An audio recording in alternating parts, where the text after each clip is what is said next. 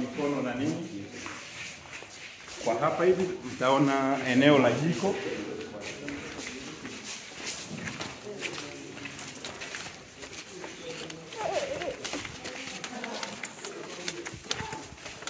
Hapa itakuwa kuna jiko na linategemewa litakuwa jiko la kisasa, litakuwa linatumia gesi kwa ajili serikali inakataza kutumia kuni na mkaa.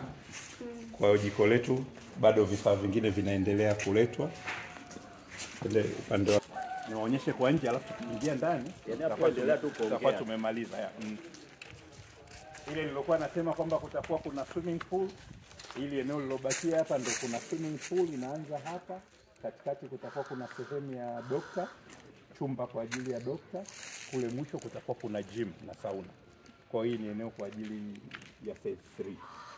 Karibuni ndani. Ina vyumba 13 na kila chumba ni master bedroom. Kwa sababu tunasema bado tuko kwenye ujenzi, tunaweza tukajaribu kuangalia kimoja ili mjiridhishe kwamba ni master bedroom. Moja. Unaweza ukaangalia jinsi kilivyo.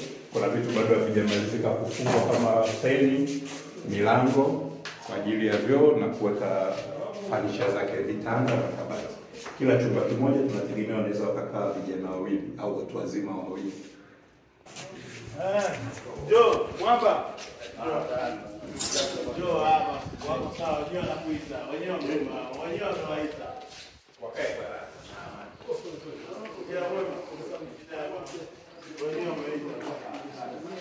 Hii bado mkachukua kidogo hapa.